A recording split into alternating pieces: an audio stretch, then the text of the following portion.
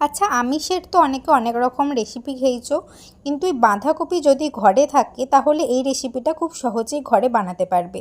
এটার জন্য কিছুই লাগছে না, শুধু বাঁধাকপিটাকে আমি কেটে নিয়ে তার মধ্যে 2 চামচ কর্নফ্লাওয়ার, একটা লঙ্কা কুচি, আর তারপরে হলুদ, কাশ্মীরি লঙ্কার গুঁড়ো, ধনে জিরে গুঁড়ো, একটা ম্যাগির মশলা, নুন, ডিম আর অল্প চালের গুঁড়ো দিয়ে এটাকে ভালো করে মাখিয়ে নিচ্ছি। আর যখন মাখাবে তখন তোমরা বুঝতে পারবে একটা থরথরে ভাব আছে, এটাকে ভালো করে ভাজা যাবে না। তো তার জন্য আমি আর একটুখানি বেসন দিয়েছি, যেটা আমি দেখাতে পারিনি তোমাদের। তো বেসনটা দেওয়ার পরও আমার মনে হচ্ছিলো যে এটা ভাজতে আরও অনেক বেশি তেল লেগে যাবে, সেই জন্য আমি এর মধ্যে আর একটুখানি বিস্কুটের গুঁড়ো দিয়ে দিয়েছি।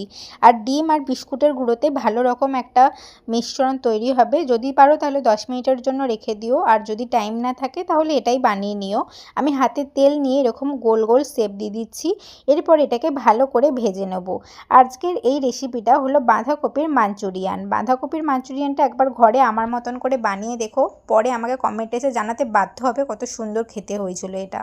এরপর একটা কড়াইতে মাঞ্চুরিয়ানের গ্রেভিটা বানানোর জন্য রসুন, লঙ্কা, পেঁয়াজ, টমেটো, ক্যাপসিকাম দিয়ে দিয়েছি। তারপরে আমি এখানে দিয়ে দিলাম নুন, কাশ্মীরি লঙ্কার গুঁড়ো, গোলমরিচ গুঁড়ো। আর এই সব কিছু সবজি কিন্তু আমি লম্বা লম্বা করে কেটেছি যাতে এটা দেখতে ভালো লাগে। এরপরে আমি এর মধ্যে দিয়ে দিলাম টমেটো সস, সয়া সস, আর এখানে দিয়ে দিলাম চিলি সস। এই সব কিছু সস দেওয়ার পরে একটু ভালো করে নাড়ি চাড়িয়ে নিতে হবে। আর এখানে একটা কথা বলে রাখি, এই চিলি সস আর ক্যাপসিকাম আর লঙ্কা যেহেতু তিনটেই সব কিছু ঝালের দেওয়া হচ্ছে, তো যদি বাচ্চাদের জন্য বানিয়ে থাকো একটু বুঝে শুনে ঝালটা দিও। তারপরে আমি এখানে কর্নফ্লাওয়ার গুলে দিয়ে দিলাম। আর কর্নফ্লাওয়ার গুলে দেওয়ার পরে দেখতে পাচ্ছ কেমন চাপ চাপ হয়ে এসেছিলো, ওই জন্য আমি আর একটুখানি জল দিয়ে দিলাম।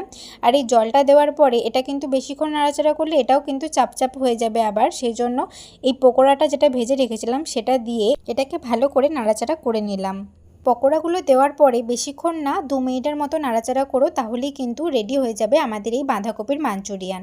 এই বাঁধাকপির মাঞ্চুরিয়ান কিন্তু রুটি বা চাউমিন সব কিছুর সঙ্গে খেতে দুর্দান্ত লাগে, তাই ঘরে একবার বানিয়ে দেখো, মুখের স্বাদ কিন্তু পুরো বদলে যাবে।